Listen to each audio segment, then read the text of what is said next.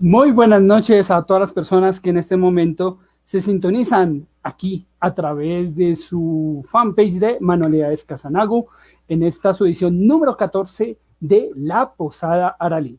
Mi nombre es Carlos Cortázar, como siempre el bardo errante aquí presente para acompañarlos en esta hora con diferentes temas que nos ayudan a comprender más y a disfrutar justamente este entorno de los juegos de rol. Y como siempre en esta temporada que estamos justamente hablando de construcción de mundos. Recuerden, para las personas que tengan oportunidad o que quieran conocer más de nuestros espacios, encontrarnos igualmente también en YouTube, perdón, en YouTube. Allí nos pueden encontrar a aquellos que nos ven, de hecho, a través por este canal. Muchas gracias por vernos allí por diferido. Igualmente, las personas que recuerden, nos pueden encontrar a través de Instagram por Casa Lineal Piso Nagu. Allí nos encuentran con toda actualización de noticias, de productos y muchos consejos que tenemos allí alrededor de todo el entorno de rol. Y igualmente saludar a las personas que nos escuchan a través de nuestros podcasts, a través de las plataformas de Google Podcast, Spotify, Breaker, Pocket Cast, Radio Public y Anchor. Entonces agradecerles ahí esa presencia y bueno, como siempre, bien acompañado. Hoy tenemos bastantes invitados, pero como siempre a nuestro coequipero, a nuestro compañero aquí de Posada, le damos también la bienvenida. Camilo, muy buenas noches y como siempre, qué bueno y gusto tenerte aquí en esta La Posada Aralí.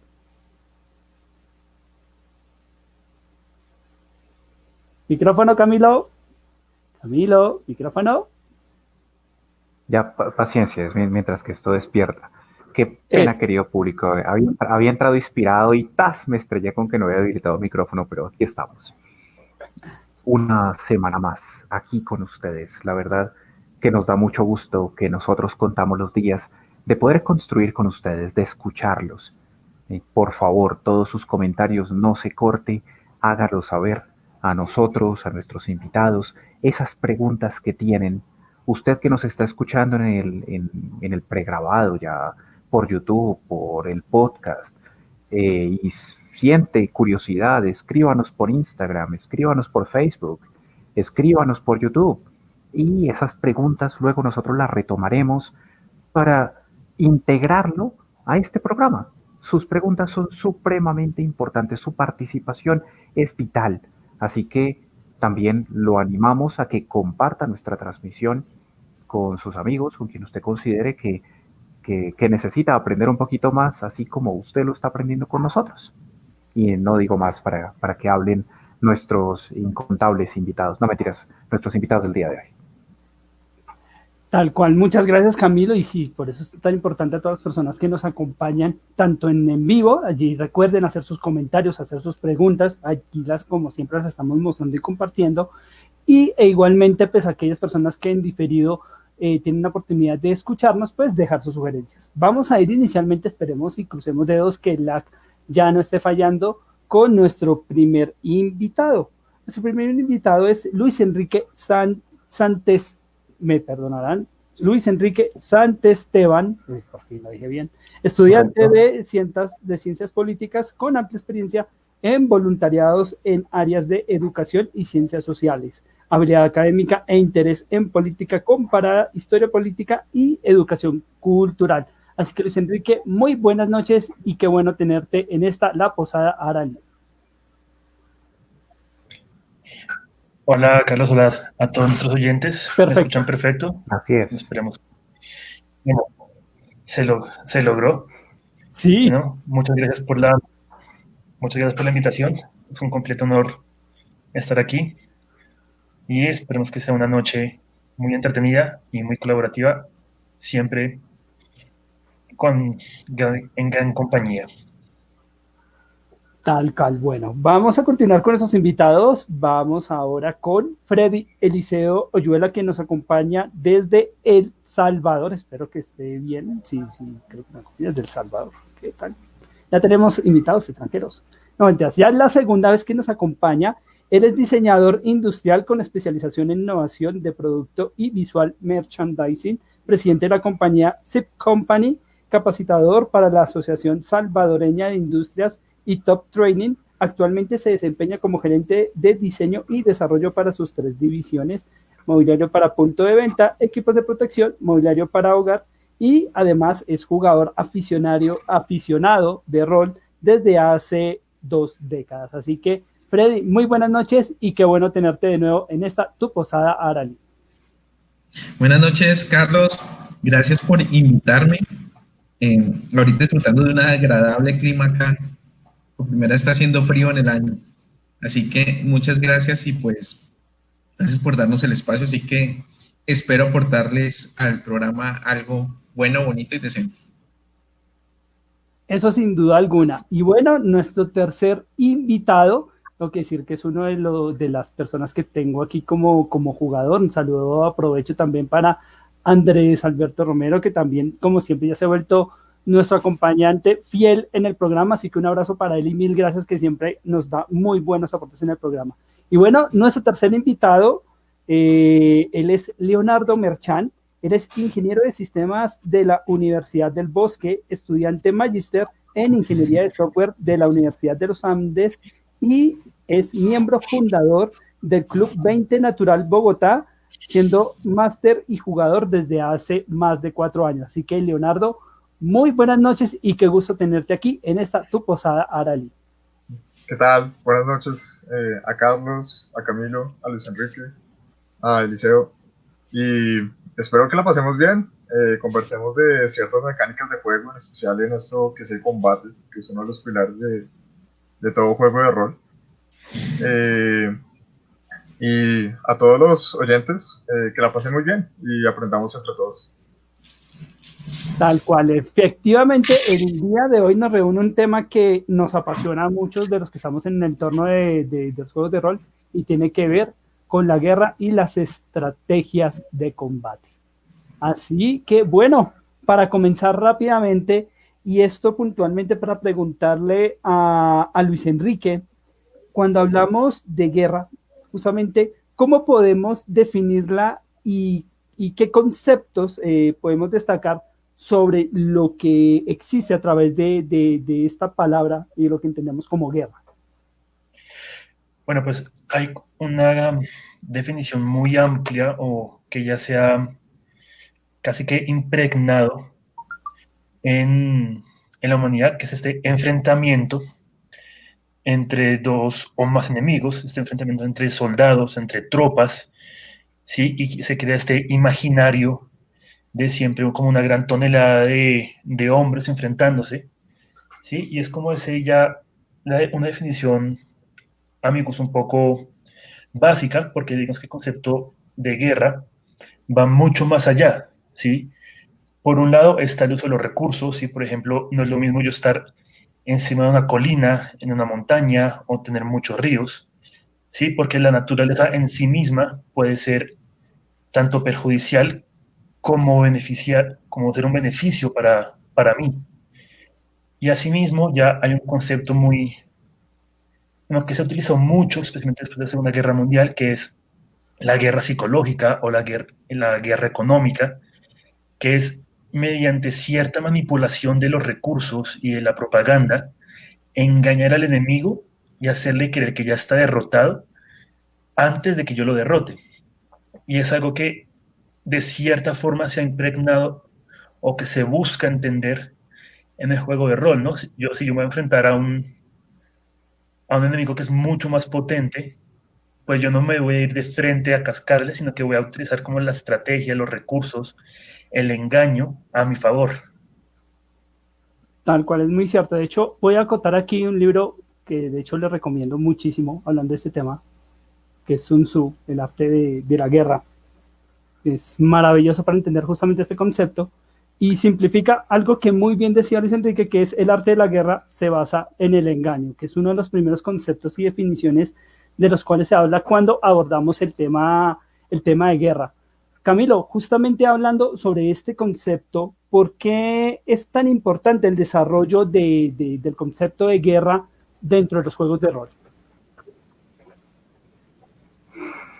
Va bastante de la mano con la pregunta que aquí nos plantea Oscar Muñoz. Básicamente porque La guerra, entendida en diferentes escalas, es una constante dentro de los juegos de rol. Puntualmente, Calabozos y Dragones de alguna manera está ambientado en un contexto de guerra, ¿m? Digamos un poco similar al del Señor de los Anillos, donde la inmersión puede ser enfrentándose a algo en el camino, un mal menor, o como fácilmente ir al corazón de la batalla, participando como una tercera fuerza o dentro de uno de los dos ejércitos en conflicto. Básicamente haciendo historia por una ruta armada, armada con armas físicas o armada con armas mágicas. Y es vital dentro del proceso de construcción de mundos, porque en últimas, cuando yo me quiero sentir un aventurero fantástico, pues estoy pensando en batalla, estoy pensando en combatir, básicamente. Bueno, Freddy y Leonardo, ¿qué nos pueden complementar justamente sobre la importancia del concepto de guerra en los juegos de rol? Comenzando por Leonardo. Pues el primer factor, como lo decía Camilo, uno como aventurero en medio de un mundo, eh, y en especial en un juego como Dungeons and Dragons, que especifica mucho el pilar de combate. En el mundo hay conflictos, en el mundo hay una guerra, en el mundo hay ciertas razas que no se llevan con otras. Y en medio de este conflicto, el jugador en algún punto va a tener que hacer parte de alguno de esos lados. Entonces, el hecho de que uno pueda elegir a qué parte del conflicto apoyar es lo que hace que el jugador se sienta vivo y el mundo también se sienta vivo. Que el mundo existe más allá del jugador y no por el jugador. Muy cierto. Freddy, ¿algo que quieras complementar justamente? Sí, yo creo que el concepto de guerra tiene tres dimensiones. Una, que es la de, como decía Luis Enrique, un tema de recursos. Sí, por ejemplo, hace un tiempo fui a una charla que decían que por qué Latinoamérica no era desarrollado. Dice, pues claro, es que los indígenas latinoamericanos teníamos todo, o sea, teníamos frutas, eran climas, bueno, en cambio en Europa no, eran climas muy agresivos. Entonces, un origen es la búsqueda o la lucha por recursos, por lo que necesito, ¿sí? Otra que es la ideológica, es decir, que ambientada en el juego es un concepto más de los lineamientos, ¿sí? Es decir, de qué piensa una comunidad respecto a otra, la que sale de día, la que sale de noche, la que... Y otra que va muy basada en los intereses que tenga cada líder, ¿sí? Entonces, que eso hace incluso que hayan razas, por ejemplo, por poner algo chistoso, ¿cree que un orco sabe por qué lucha? No, eso lo sabe el jefe, ¿sí? Entonces, también es un ambiente que se genera por algún deseo de un líder de promover alguna ideología. Entonces, creo que abarcan como esas tres dimensiones.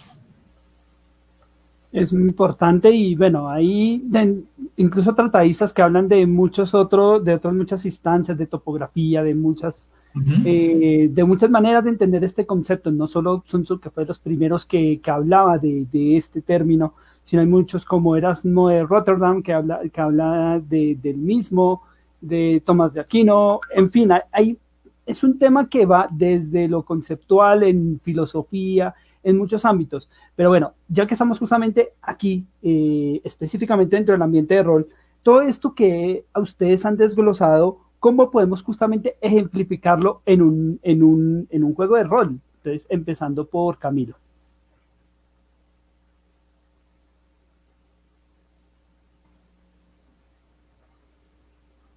A ver, todo esto se enmarca, voy a repetir una parte de mi respuesta anterior, en diferentes diferentes escenarios de conflicto, que esta es una palabra que ya introdujo Leonardo y se introdujo.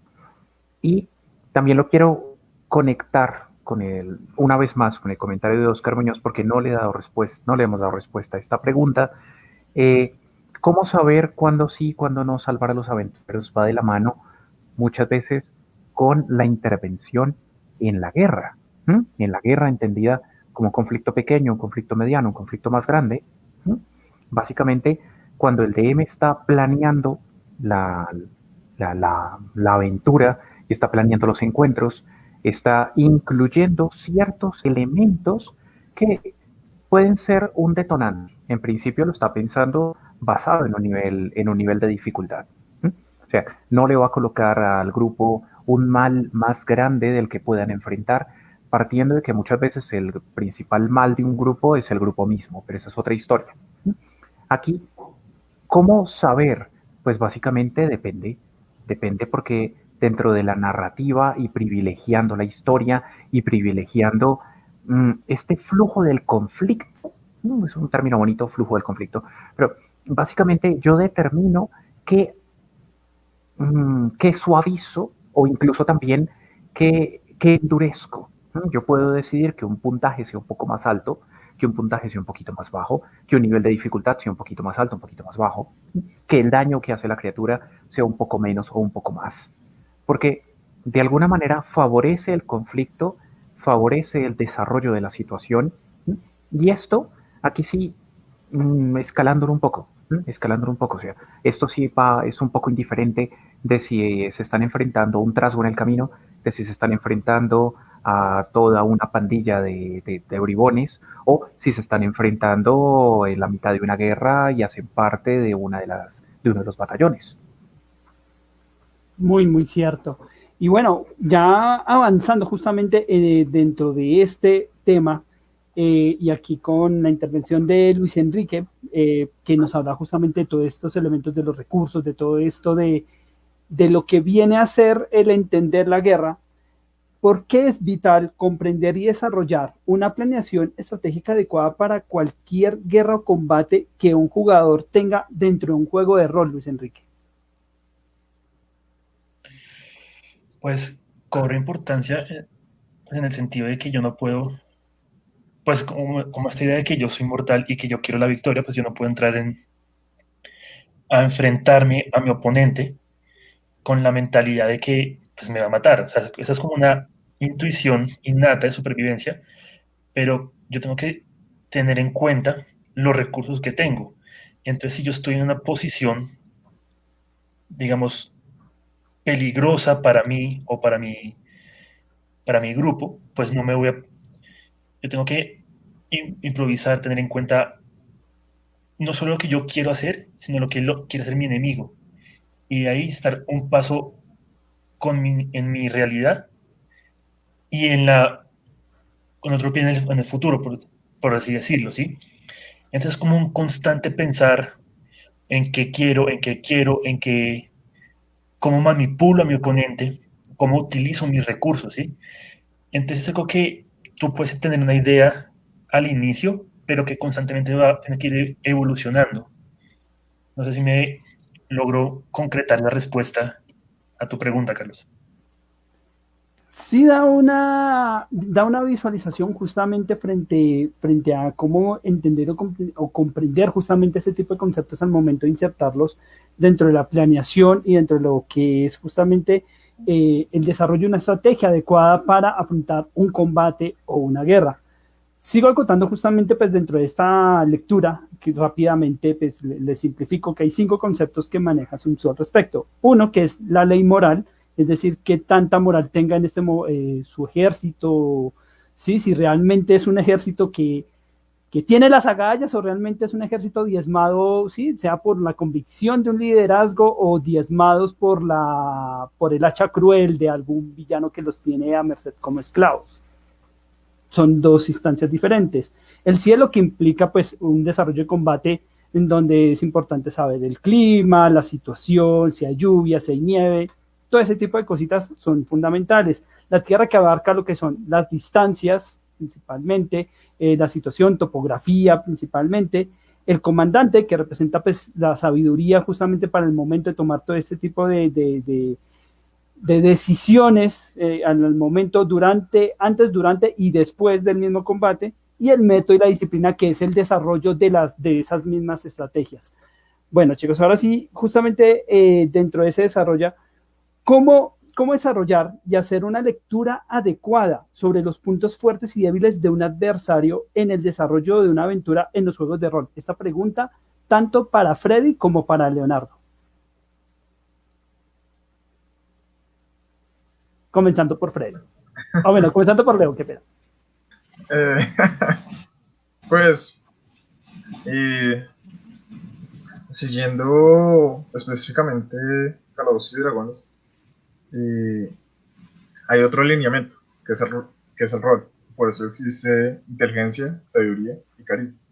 El hecho de que podamos tomar ventaja de estas tres formas de abarcar un problema o un conflicto nos permite primero generar una estrategia que sea diferente a la resolución de conflicto a través de la batalla.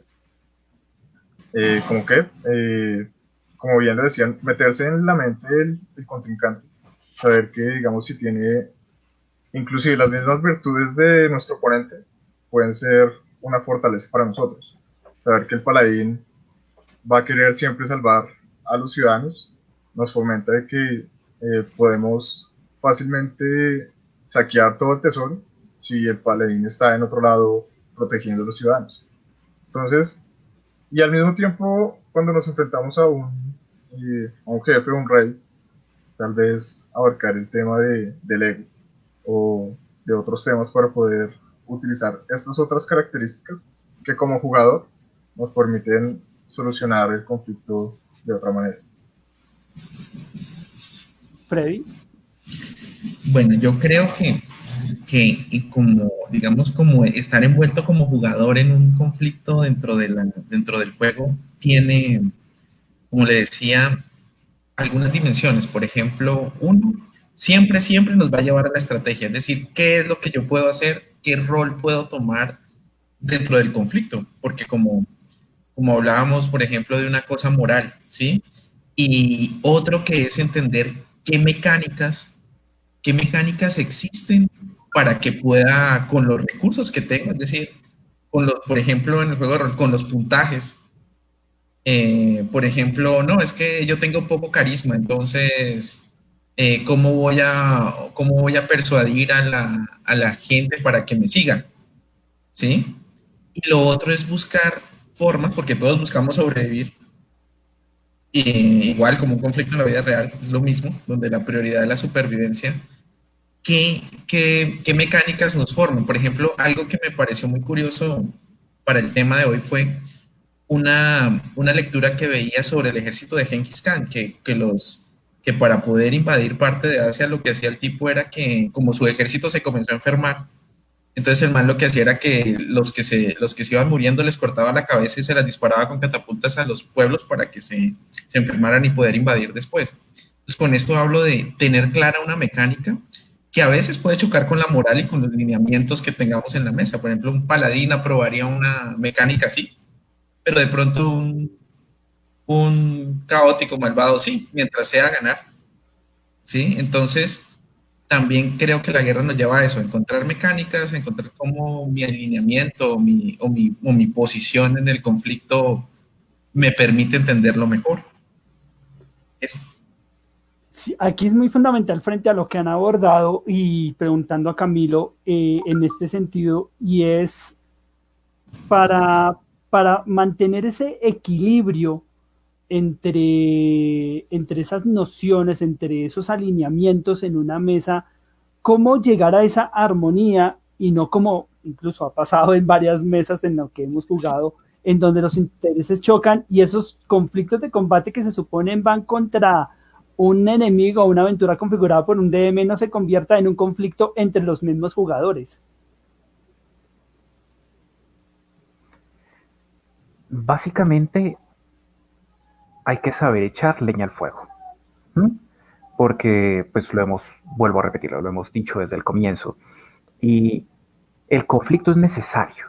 ¿Mm? El conflicto es necesario, el conflicto alienta el juego. Y es muy interesante cuando el jugador logra hacerlo bastante creativo para articular su alineamiento con un grupo. ¿No? Cuando logra hacer eso, el juego se arma, porque realmente hay un grupo más allá de los alineamientos y se logra entender que aunque determinado personaje en cierto momento tire para un lado, no va a dejar de pensar en un grupo. Ambos manuales pues, que yo tenga presentes. En el manual de segunda, en el manual del jugador de segunda, al comienzo, dice eh, ejemplo de juego. Y este ejemplo de juego tiene una narrativa donde incluye los alineamientos. ¿Cómo sería la discusión respecto a los alineamientos? Y la manera en que lo desarrolla el libro, pues bueno, es es tan maravillosa que uno la compra. Sobre el plano real no es tan cierta, porque usualmente el que se enreda con su alineamiento y da por sentado que el alineamiento es el todo y no la construcción grupal, pues la embarra. Ahora, respondiendo a la pregunta clave, en cuanto al DM, saber picar sin recargar. ¿Mm? Si el todo viene a ser el paladín y pareciera que fuera la historia del paladín legal bueno, pues el resto de personajes quedan opacados por el papel que pueda tener el paladín.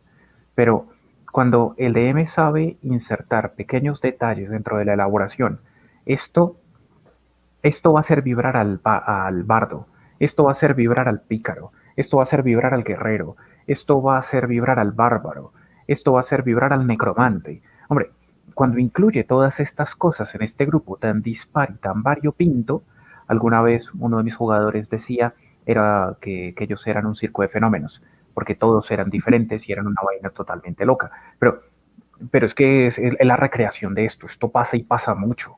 Usualmente no es el grupo de todos guerreros, y es que todos somos guerreros que buscamos exactamente lo mismo.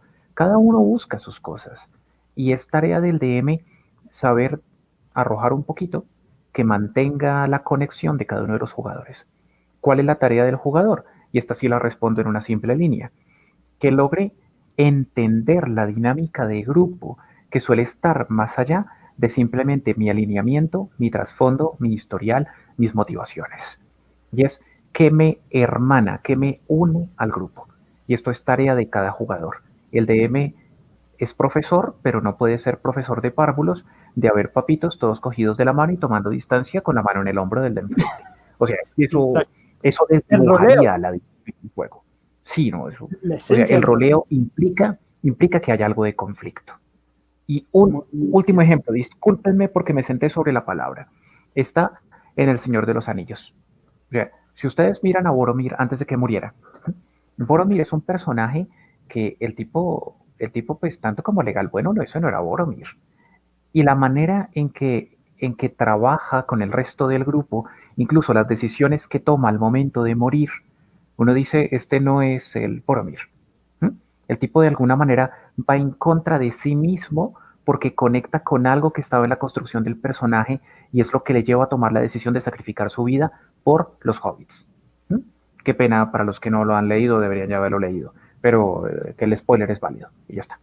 Sí, aquí sí es completamente válido, pero bueno, hay elementos que también son inherentes de la guerra y aquí aprovechar esta pregunta tanto para Luis Enrique y para Leonardo, es cómo, o sea, qué tan relevante puede resultar el diálogo y la diplomacia en el desarrollo de un combate o guerra en un juego de rol, empezando por Luis Enrique.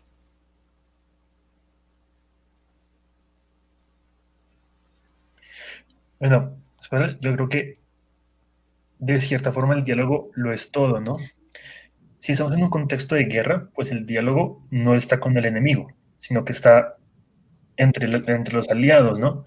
Entre la propia tropa. Entonces, cómo el comandante o cómo el líder logra dialogar con los distintos intereses para un fin común, ¿no? Y en diplomacia, pues la diplomacia está muy ligada pues al propio diálogo, ¿no? Pero ya es un diálogo conflictivo, de cierta forma, porque yo busco una victoria no mediante las armas, sino una victoria mediante la palabra, mediante quién posee más recursos para ganar más, quién puede engañar más estando en la mesa y lograr más beneficios a un menor costo posible, ¿sí? Entonces, puntualizando un poco la importancia del diálogo y la diplomacia en una estrategia,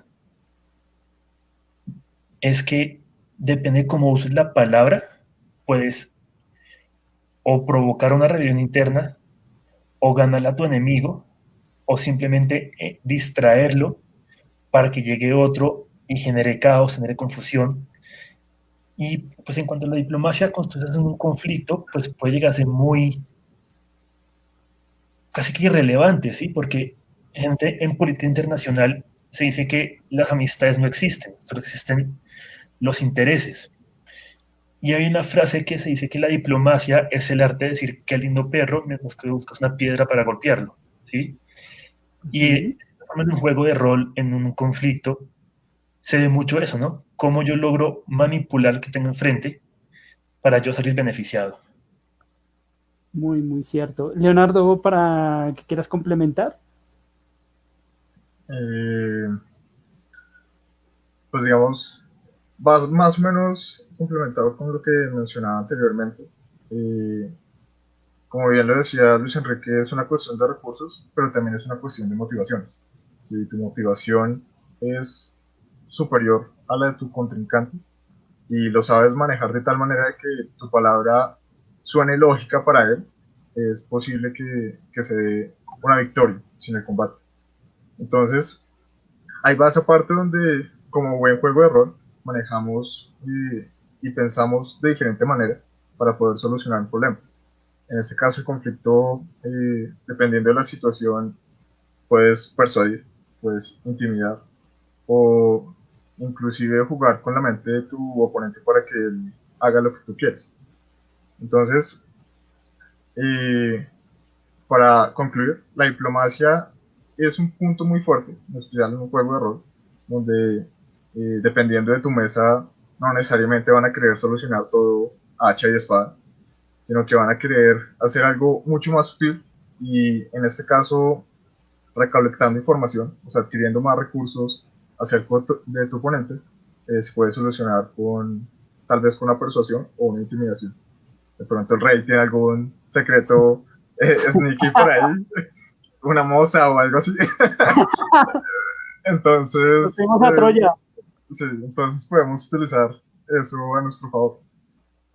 Hay muchas motivaciones, de hecho, a veces esos diálogos, esos discursos, ese entramado en la diplomacia, muchas veces agudizan los conflictos porque sucede. Me hizo recordar no solo la referencia por el libro de la Odisea, sino también por las representaciones que hay a través de las películas de 300, las dos, tanto 300 la original y 300 el nacimiento, donde hay esa instancia primero de diálogo, donde primero hoy dicen en la de 300 original, bueno, yo te puedo hacer el rey más grande de todas estas tierras, yo te puedo hacer el general de generales, toda la cuestión, y el tipo, no, porque no quiero, es mi convicción, es mi pueblo, sí, es Esparta. O sea, eso que hablabas muy bien de las motivaciones es fundamental. Muchas veces la motivación no es solo el poder, sino muchas cosas que trascienden más allá de algo que para otros puede resultar muy pequeño, pero para la persona puede resultar algo muy, muy valiosa. No sé si Freddy y Camilo quieran complementar algo respecto justamente a ese tema tan importante como es el diálogo y la diplomacia dentro de lo que es la guerra y lo que tiene que ver con el desarrollo de estrategias de combate. Bueno, pues yo creo que la diplomacia es una herramienta relativamente buena. ¿Por qué es relativa? Porque depende del enemigo. ¿Sí? Hay dos factores. Primero, en el grupo no siempre todos buscan resolver las cosas con diplomacia, ¿no? Hay grupos en los que queremos resolver, sí. Primero pegamos y luego preguntamos. Es común. Entonces, y eso hace que de pronto la solución del conflicto fuese diplomático. O a veces, cuando realmente el enemigo no racionaliza, no razona, sino que solo es un conflicto por tenerlo. ¿Sí? Entonces no hay negociación. ¿Sí? Por ejemplo, y que también ha pasado, ¿no? Que intentamos negociar con el que no tiene inteligencia o con el que es un líder de grupo que lo único que quiere es acabar. ¿Sí? Les pongo un caso, de hecho, es una película muy buena, se llama 8 días, si no estoy mal, que es del conflicto de Rusia, cómo Kennedy resolvió un conflicto entre Rusia y Estados Unidos, que evitó una guerra mundial. En Cuba. A punta de diplomacia. Sí, sí. Pero si se dan cuenta en la película, perdón el spoiler, El tema es que el enemigo quiere guerra, o sea, es decir, él, no importa lo que tú digas, yo voy a hacer la guerra, yo voy a generar ese contexto. Entonces, eso a veces obliga a que uno como PJ o como grupo, antes de cualquier diplomacia, antes de cualquier acción, entienda si el enemigo realmente está dispuesto a negociar, si el enemigo, porque si yo tampoco tengo nada para y otro tema es qué es lo que yo tengo para negociar, es decir, si yo tengo algo de valor o no, porque a veces negociamos sin tener algo de interés. ¿Qué voy a negociar? No, mi alma. Ah, bueno, sí, pero su alma, ¿qué es? ¿Usted qué es? ¿Un nivel 1, nivel 2? No, es que tengo algún objeto que sirve. Entonces, en resumen, creo que serían tres cosas. Uno, entender bien con quién voy a aplicar la diplomacia, si vale la pena, ¿sí? Dos, si yo tengo algo de valor para negociar, porque al fin y al cabo, el resumen, la mayoría de las guerras son un conflicto de intereses, ¿sí? Alguien quiere obtener algo, recursos, dinero, lo que sea. Y Es el bien tercero, controversial. ¿qué cosas tiendo a ganar? Aquí hay algo bien controversial que dice Daniel, a quien saludamos, que dice que la diplomacia no le da experiencia, que le da a los muertos, y ahí sí puedo llegar a diferir, y creo que Camilo en esa parte puede explicar el por qué justamente la diplomacia efectivamente puede incluso ser la diferencia entre subir niveles o perder la vida.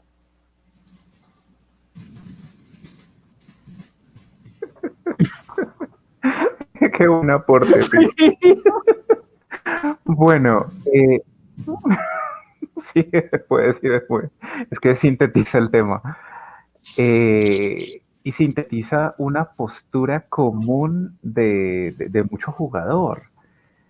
Digamos, venimos muy acostumbrados de varios sistemas, segunda y hasta donde me acuerdo, hasta tercera también lo mantenía, pues es cuántos matas, cuántos niveles tienes, ya está, o sea, a cuántos has logrado matar y cuántos niveles subes y subes rapidito, vas engordando como gallinita que se queda quietecita y le arrojan puro grano hasta que está bien pochocha, ya está. Eh, Sin embargo, digamos, cuando el DM planea muy bien la situación, ¿m? Cuando de verdad ha construido una situación para obligar a pensar al jugador, para plantear un verdadero desafío de todo lo que significa la palabra dungeon. Hay muchos teóricos que prefieren no traducir dungeon, porque dungeon no es mazmorra. O sea, dungeon es toda esa ruina. Bueno, de nuevo, o sea, es que no tiene una traducción directa, pero es todo aquello donde el aventurero va. Listo. Entonces, ¿de qué manera el DM está desafiando? Y de esa manera, pues es que yo decido hasta dónde llego. Y perdón, hay una palabra importantísima antes de terminar mi intervención que va de la mano con el diálogo, y es que existen ciertos enemigos que dialogan. Claro, dialogan porque quieren sacar lo suyo, pero piénsese en un diablo, en un demonio que está a la mitad de una tentación, es que resulta que el personaje en cuestión ya vendió el alma y lo que hay que hacer es terminarlo de corromper, así que hay que irle susurrando cosas. En ciertos momentos muy dramáticos surge esa vocecita que solamente escucha el personaje y le dice, con que Dios os ha dicho que si coméis del fruto moriréis, pues no moriréis. Ya listo, vende bien, vende muy bien. ¿M? Y el otro elemento es el dragón. O sea, es el personaje icónico, ¿m? Que dice,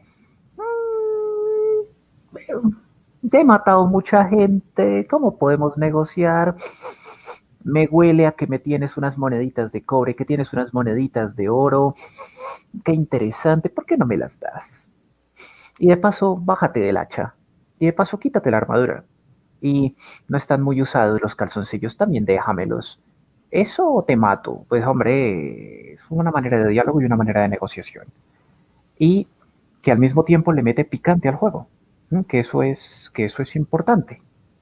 Y gracias, Alberto Romero lo subraya, que desde cuarta edición también se da experiencia por superar el desafío. De hecho, eso también está implícito desde segunda, pero es que hay muchos DMs que se lo pasaban por la galleta, que en medio de todo, superar el desafío no era equivalente a matar todos los monstruos del lugar. ¿Mm? digamos, un poco de M's que acolitaban esta política de la carnicería que incluso aún hoy en cuarta, quinta se sigue manteniendo. Y ya. Es muy cierto. Por eso es muy importante dentro del aspecto de guerra entendido, pues esos dos conceptos, estas dos palabras tan importantes del diálogo y la diplomacia para realmente llegar a recrear dentro de un entorno de rol en general, sea Dungeons o cualquier otro, sea cual sea el escenario de rol, para que tenga o sea, una interiorización más adecuada y lo que hemos dicho, el hecho de que sea un escenario más divertido, más cercano, no solo algo mecánico, cuadriculado, creo que no es la idea. Bueno, siguiendo con ese tema y nuevo retomando con Luis Enrique, aquí pues preguntarte qué aspectos dentro del desarrollo o conflicto de un combate o guerra en un juego de rol consideras importante o los más relevantes al momento que marcan la diferencia entre la victoria o la derrota en una toma de decisiones.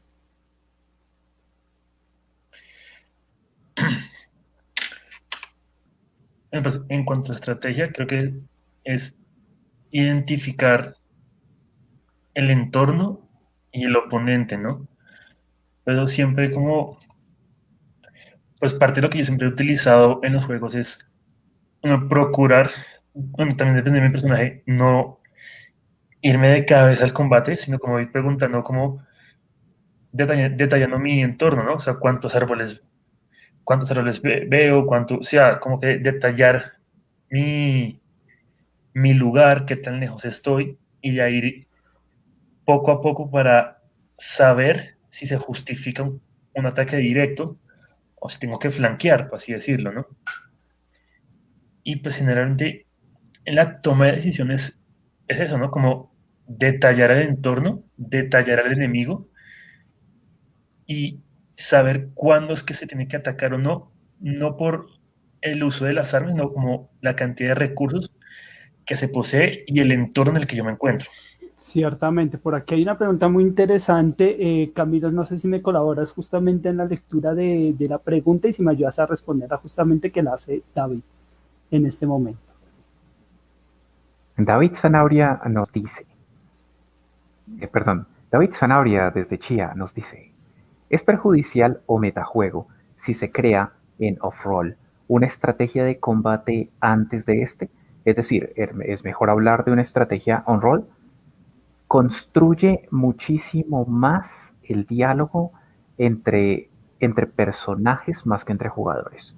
O sea, es que entre jugadores tú te alías en un Risk.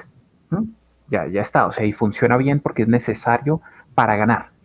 Pero en el juego de rol, cuando lo esencial es la diversión, mira tú, qué interesante cuando tú cobijas, que qué sé yo, están caminando al encuentro de los trasgos que secuestraron a los niños de la aldea.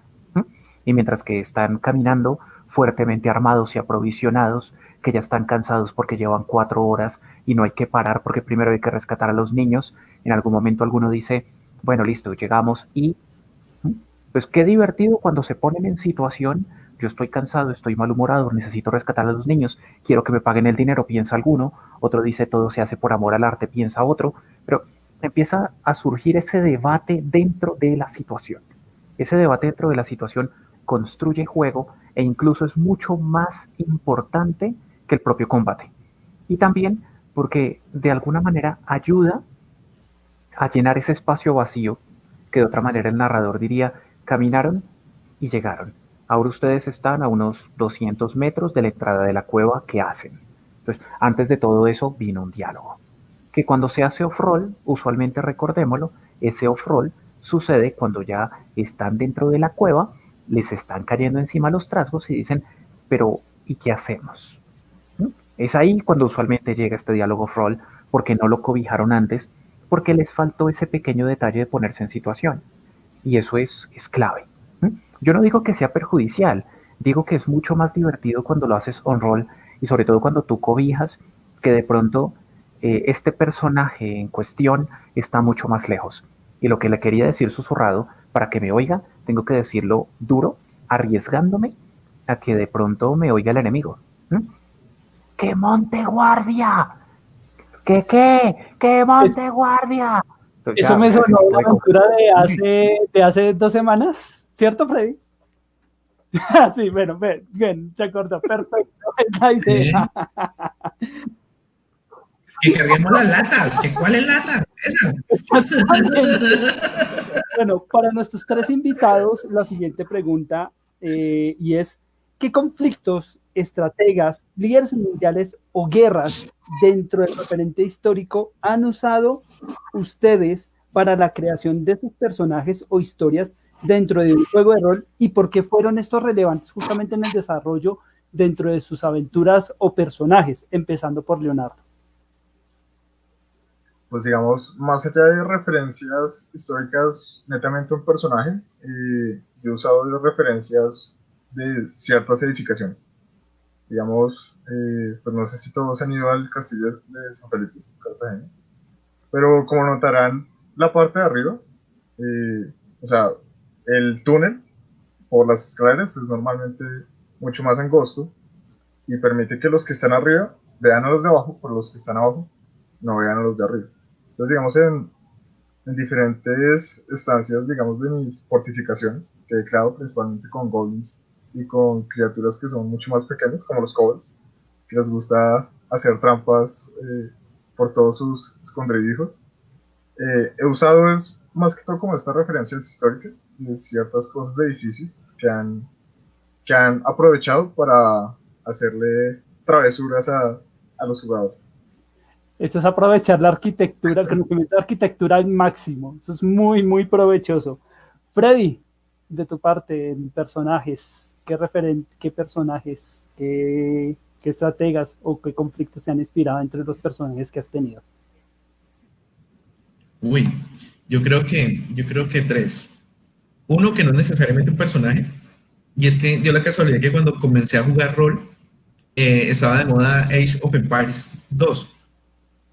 Entonces fue como el primer jueguito de estrategia que tenía líderes en los bandos. Y el segundo clásico, El Señor de los Anillos, o sea, tratar de rolear un guerrero como Aragorn, ¿sí? Que es tener una posición haciendo lo que sea necesario en el combate, aunque a veces no puedas. Y, y esos son como los referentes que he usado mucho para los personajes. Vale. Luis Enrique, de tu parte. Pues en cuanto a los referentes, pues no sé, yo me centro mucho en Julio César como estratega militar, ¿no? De yo, a pesar de estar en desventaja, me adapto, ¿no? Y utilizo los recursos a la mano para, para mi beneficio, ¿sí? Entonces, si yo veo que tengo pues muchos árboles y o me dicho que estoy en un bosque, pero de cierta forma veo como cierta distancia, pues no mando a todo mi ejército, o no mando a todo mi equipo de una, o no mando a mi personaje de una, sino que sí, pues si tengo una daga, pues me camuflo entre los árboles, o si estoy en una planicie, no sé, como que logro calcular el ángulo, como que siempre busco la adaptabilidad en la estrategia. Muy bien. Y bueno, Camilo, también, ¿qué referentes has tenido justamente en las ocasiones que has tenido oportunidad de crear aventuras e historias?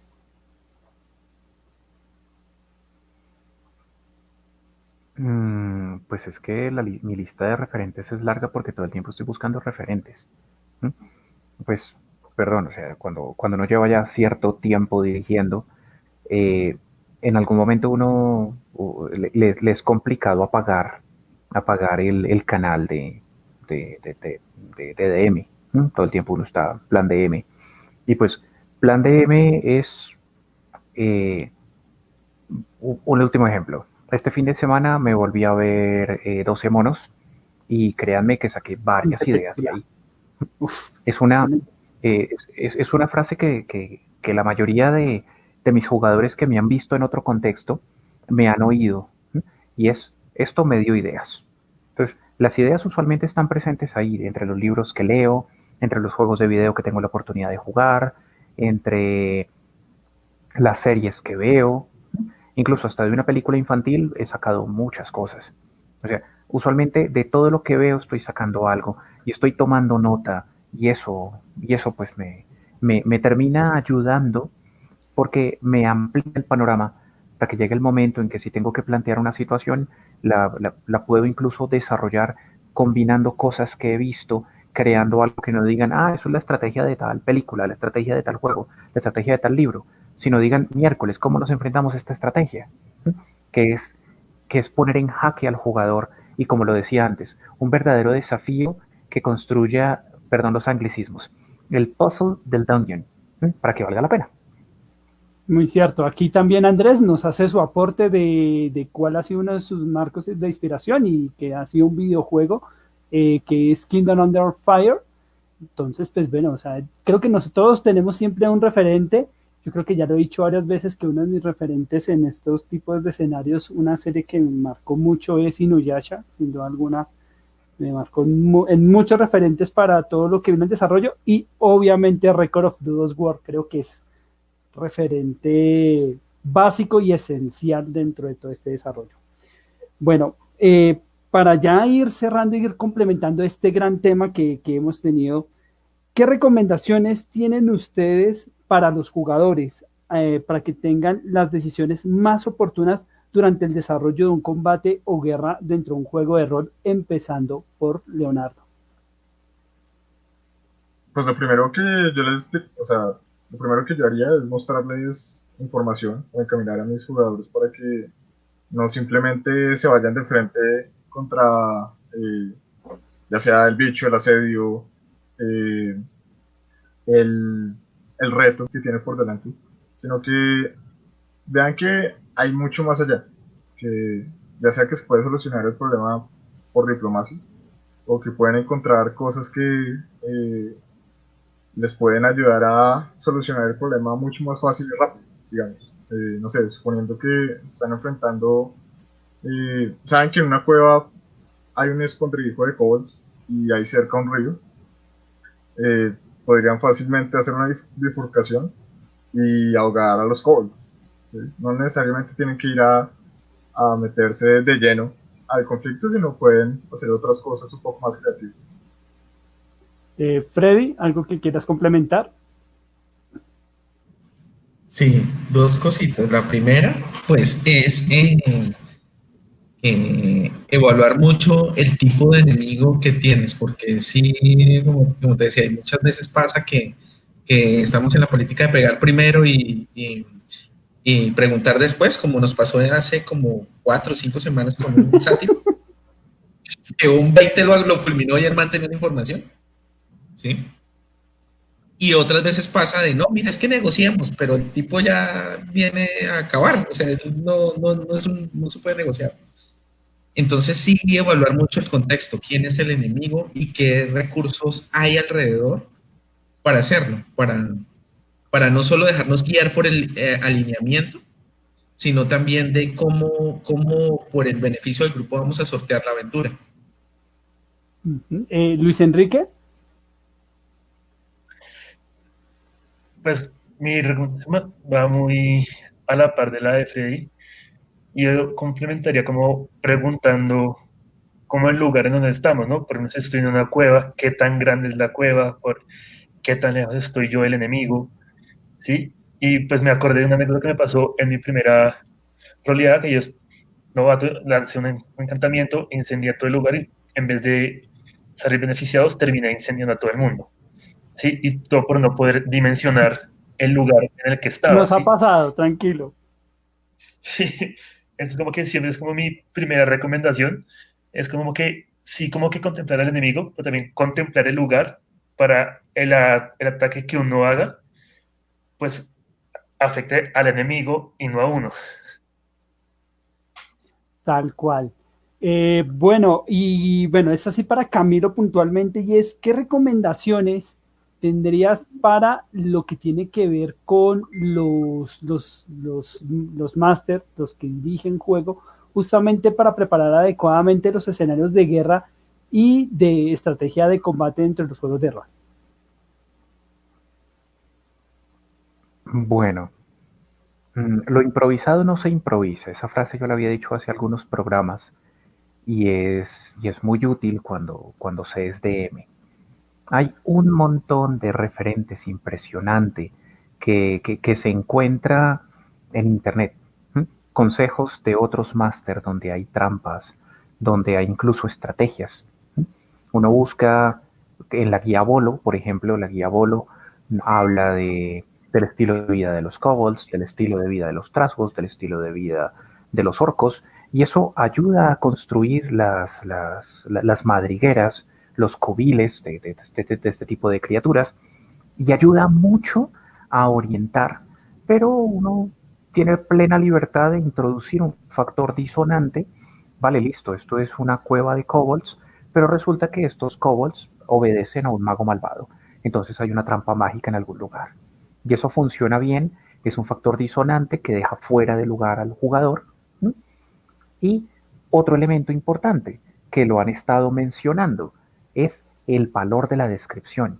Ya lo habíamos mencionado en oportunidades anteriores, vuelvo y lo repito, usted DM en sus manos tiene un poder valiosísimo que es el, el, de, el de la inmersión por medio de las palabras al resto de jugadores, no decir a sus jugadores, al resto de jugadores, usted también juega. Pero esto va de la mano con el segundo elemento, retomando un poquito las palabras que ya dijeron nuestros invitados, y es usted jugador, pregunte, pregunte. ¿Mm? O sea, muchas veces hay muchísimas situaciones que usted puede evitar por preguntar. ¿Mm? ¿De qué tamaño es la puerta? ¿Mm? O sea, ¿qué dimensiones tiene la puerta? Imagínese esta escena de Indiana Jones, cuando la famosa, ¿no? Roba la estatuilla y cae la piedra. La mayoría de mis jugadores perecerían aplastados por la piedra porque pensarían que es una piedra pequeña que pueden apartar con la mano. Porque digo, viene una piedra rodándose de ustedes. Hombre, pues qué bien. Yo salvo fuerza y la detengo. Me diría más de uno. ¿Mm? Hasta un mago me lo diría. ¿Mm? Le voy a arrojar un misil mágico a ver si la rompo. Hombre, la piedra que casi aplasta a Indiana Jones. O sea, no es cualquier piedra. ¿Qué hizo Indy? Indy apenas la vio, salió corriendo. ¿Por qué? Porque la vio bien. ¿Mm? Si algo le falta, usted siente que le falta a la descripción del DM, no se lo invente usted. He tenido muchos jugadores que arrancan narrando toda la situación y describiendo toda la situación. Yo los dejo hablar porque me encanta la manera en que eso le mete ruido a los demás jugadores porque le creen. Sí. Si este man habla con tanta convicción, luego dice la verdad. Y entonces yo me quedo esperando. ¿Mm? Pero funciona bien, pero el asunto es, usted pregunte. ¿Mm? De verdad. Es tan simple como eso. Porque eso da lugar al on-roll del que preguntaba ahora David Sanabria. Usted tiene todos los referentes para poder construir con sus compañeros la estrategia de cara a cualquier conflicto. Y en cuanto al DM, vuelvo y repito, tome referentes y sea creativo, experimente de a poquitos, pero experimente. No le voy a decir, qué sé yo, son 8 trasgos y un tiranosaurio rex, porque de pronto es demasiado disonante, pero sí 8 trasgos, un mago, 8 trasgos y un ovotrasgo, y funciona bien porque le mete un factor extra. O las ruinas que invadieron resulta que son mucho más viejas que ellos y tienen trampas que ni siquiera los trasgos han encontrado, así como tesoros que ni siquiera los trasgos han encontrado, y algún mal antiguo que los trasgos todavía no habían despertado. ¡Fabuloso! ¿Mm? Construya con eso. Muy, muy cierto. Bueno, para no dejarnos con este digamos ese sin sabor, porque es mucho lo que en general obviamente nos aborda ese tema y muy seguramente más adelante seguiremos hablando sobre este tema. Ahí sí son cuestiones de decisiones entre jugadores, eso no hay nada que hacer de lo que dice Sergio. Sí quiero acotar algo, y este es como aquí cuando en la posada llegamos y decimos, bueno, vamos a cerrar, pero vamos a irnos a la parte del anecdotario rápidamente aquí. Yo sé que Camilo irá, pero en la parte de anécdota de cierres. Camilo, justamente, y aprovecho para preguntarle primero, ¿cuál es esa guerra o combate que más recuerdas? Yo sé que son muchas, pero esa que tengas muy en remembranza de todo el tiempo que has dirigido, ese conflicto, combate en rol que recuerdes y que ha sido memorable. Con todo y todo, porque la situación fue muy particular, yo ya lo había contado en algún episodio anterior, cuando el grupo pues va a una aldea a protegerla contra un dragón blanco. Están toda la tarde on-roll y off-roll haciendo planes, organizando la gente, organizando la guardia, porque es una aldea chiquita rodeada de una empalizada, construyendo una catapulta, alistando una ballesta primitiva. Y el paladín del grupo pues tenía un lado como el león de San Marcos y lo monta, dice yo voy a saltar por detrás para obligarlo a descender, para que ustedes activen las trampas y cuando esté en el piso pues todo el mundo a darle como si no hubiera mañana, como diría la filósofa colombiana Liz Pereira, como rata contra esquina de cocina. Lo digo en otro contexto, pero aquí funciona. El asunto es, qué pena, él salta y tenía 2 armas, 20 en cada una. El tipo pasó limpiamente de lado a lado del dragón blanco, lo recoge su Imdugut, él cae totalmente bañado en sangre y apenas él termina de aterrizar y desmonta de la criatura, el dragón se desploma detrás de él. Dijo, bueno, no se necesitaron otras cosas. Freddy la recuerda. Ese fue el gran Baltic. Sí. Sí, el gran Baltic. Y pues, básicamente para ellos fue, más allá de no pudimos nosotros actuar, fue quedarse viéndome la cara a ver yo qué hacía. A ver si yo me sacaba algo. Y ahora se volvió a levantar el dragón rencoroso. No, simplemente dije, pues ya está, lo mataron. Y esta gente se ha partido de la risa un cuarto de hora porque dijeron, ¿cuánto tiempo usted le tomó armarnos la aventura para que se la desbaratáramos así? Yo dije, pues yo me quedé sin palabras. Y esa pues es una anécdota que ya había contado antes, que va muy de la mano con lo que les decía, y es, buena parte de los juegos de rol es una construcción dialógica y la otra es una construcción aleatoria. Eso también va para el DN. Es muy cierto. Bueno, Leonardo, que también has tenido experiencia dirigiendo y jugando, ¿cuál es ese combate o guerra que recuerdes y del cual tengas en ese momento mayor anécdota?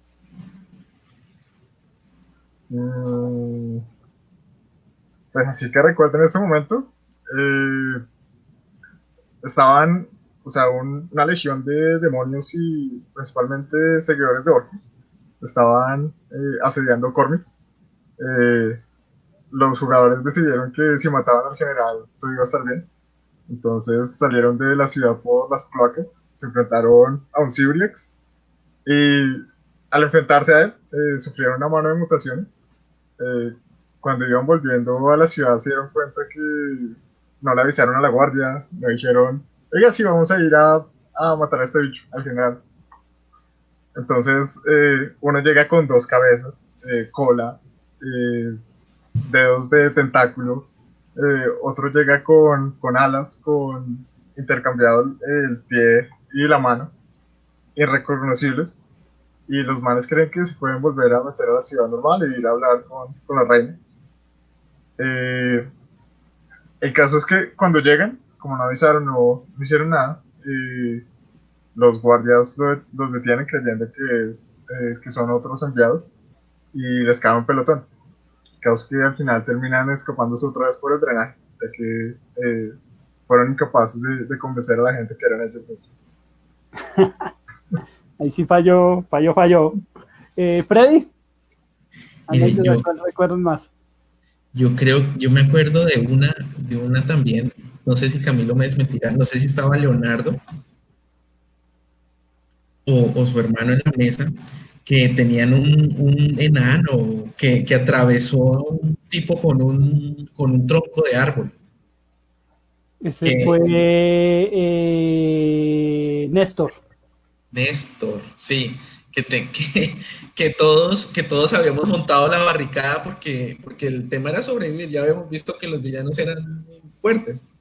Y entonces este tipo dice, listo, yo les arrojo un árbol para entretenerlos, y se saca un 20 y ¡cuas! Queda el tipo con un árbol atravesado. Y Camilo dice, no, y todos huyen del miedo, y todos quedan, ok. ¿Bien? Genial. Después de estar como una hora, ¿qué hacer? Luis Enrique. No, pues yo me acuerdo el primer juego que jugué con Camilo, la primera aventura. No sé si Carlos estaba esa noche, pero creo que estamos en un bosque y nos atacó una araña gigante y después de varios intentos para matarla, creo que un compañero resultó gravemente herido por la araña y yo que era guerrero, pues sin pociones, sin habilidad para curar, intentando hacer una cirugía para salvar la vida y siempre sacaba 2 o 3, no, era desastre tras desastre para intentar salvar la vida. No sé si Camilo se acuerda esa noche. Qué noche, Claro qué que me noche. acuerdo, el personaje era de Carlos, una araña que Sí, no puedo repetirlo en público, pero el asunto es que le dejó los huevos dentro del cuerpo al personaje de sí, Carlos y tuvieron que sacárselos. No puedo repetirlo como lo dije en ese momento en juego. sí, sería muy horario para mayores de 18 literalmente. Pero sí, no fue una experiencia muy agradable para mi pobre personaje andar con huevos de araña, mejor dicho, fue muy horrible. Y sí, y bueno, David que me dice que mi anécdota, uy, pues es que hay varias, pero quizás que recuerde mucho, puede ser muy dura, que fue justamente cuando todos terminamos hacia las tierras de Camilo me corriges, creo que era Abismo, desde, se me olvidó ahorita el dios de, el que nos termina exterminando casi todos y que nos condenó, se me olvidó ahorita, que Baal, sí, Baal, gracias. Sí, el lindo Baal. Bueno, no tiene nada de lindo, pero sí, el lindo Baal. Y fue fue muy pesado, pero también fue muy épico, porque fue una manera en buscar alguna solución. Yo me acuerdo que era atravesar, o sea, la descripción fue tan cruda, me acuerdo en esa ocasión de Camilo, de atravesando ese mar que era un mar, hay cuenta, lo más macabro, pero en ese momento con el roleo propio de Camilo, llegar a esas tierras cuando ya varios habían caído, porque no todos pisaron a esa isla alcanzamos a pisarla en esa ocasión, me acuerdo, Elco, y me acuerdo que otros dos personajes, Camilo me corrige, creo que era el personaje de Neil, que fue el otro que alcanzó a pisar, que fue el otro que quedó con la maldición, si mal no me equivoco, y Elector otro, y Kelektin. y que le, sí, sí, exactamente. Y, y el solo hecho de haber logrado eso que para nosotros fue proeza, también desencadenó una maldición y unas consecuencias también enormes, pero que son muy ricas dentro del reto y dentro de lo que fue ese llevar esa gran guerra, ese conflicto, llegar a todo ello, porque ahí fue donde la muerte de bueno, de unos personajes también de Aldo, que Camilo ya comentó cuando lo votaron cuando lo botamos al abismo con medio cuerpo. Pero fue muy épico, digamos, todo ese desarrollo de guerra y conflicto que Camilo construyó para esa ocasión, me parece de las anécdotas más gratas. Y bueno, ahora sí, público, mil gracias, y sí, por eso mismo aproveché, porque pues esta sección de anécdotas también, hay gente que también la espera, y pues por eso mismo aproveché como de cierre justamente, pero más importante ahorita es agradecer a nuestros invitados la presencia, así que primero, Luis Enrique, mil gracias por estar aquí y por acompañarnos en este buen rato aquí en la Posada Aragui. Con mucho gusto. Muchas gracias por la invitada. Siempre una noche muy bacana, muy chévere. Y siempre un gusto participar en conversaciones y juegos. Muchas gracias por la invitación. No, siempre es con todo gusto. Freddy, qué gusto de nuevo, en verdad tenerte de nuevo por acá, y ojalá estés para otras ocasiones.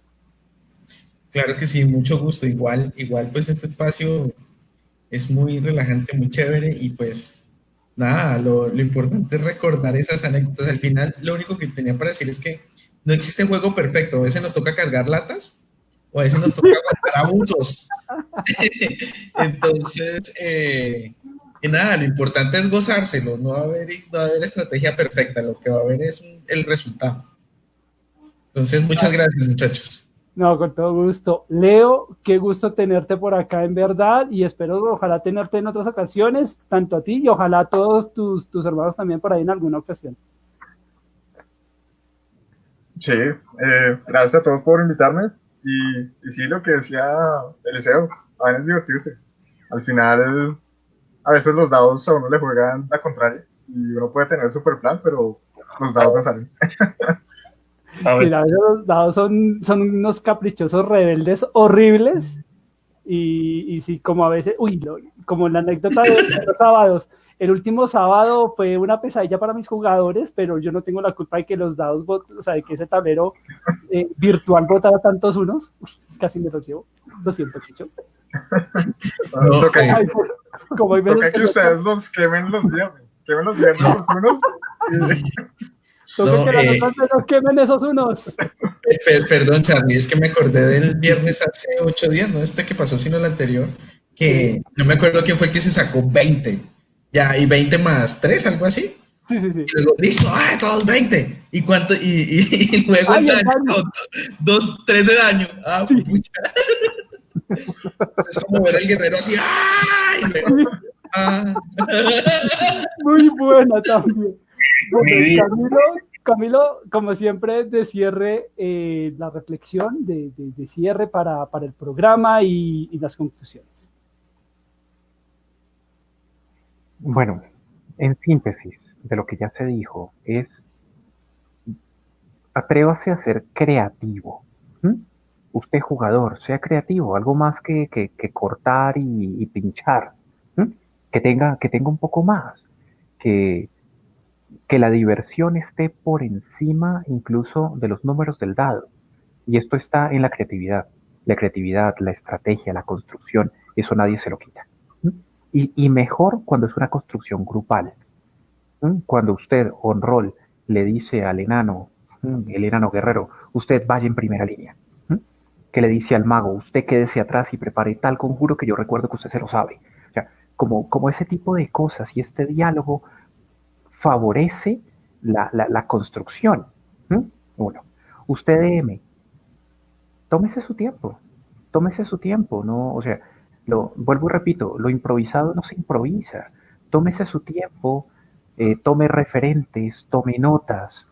Por aquí, de hecho, qué pena, les comparto, pero está un referente de Leonardo Merchant de Matt Colville que tiene muy buenas reglas para asedio, por ejemplo. Y hay otros, vuelvo y repito, la guía Bolo es otro referente que usted puede utilizar eh, para enriquecer esas estrategias.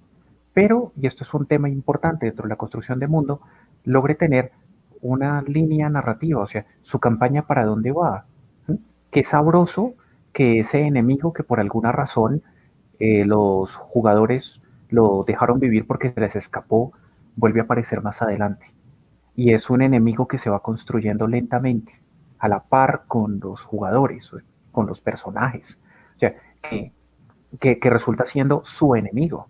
Incluso que va armando una antipari, algo así como esta Liga de la Injusticia en el esquema de DC. Pues que interesante, porque es que eso es, en últimas, lo que hace que el grupo se sienta motivado, ¿no? Entonces, esto a manera de conclusión, no me resta más sino agradecerles por su audiencia, agradecer a nuestros muy célebres e ilustres invitados que esperamos volver a tener pronto, tanto jugando Luis Enrique, Leonardo, Freddy, Carlitos, todos jugando, como también aquí en la Posada Aralín, compartiendo esas experiencias de pues años que ya tenemos a cuestas como jugadores, como DMs, como lectores. Y esto es un último detalle importante. Lea su merced, lea. Desde el MDJ hasta un libro de literatura. Lea porque eso a usted le abre el horizonte y le favorece la creatividad. Fin. Bueno, Camilo, mil y mil gracias a todas las personas, de verdad. Grato esa conclusión. A nuestros invitados nuevamente, pues las puertas de la posada como siempre estarán abiertas. Recuerden que el día miércoles estaremos con Previously de la sala Winnie Octave, ¿cierto, Camilo? Sí, Winnie, sí, la sala de Winnie. Guiña.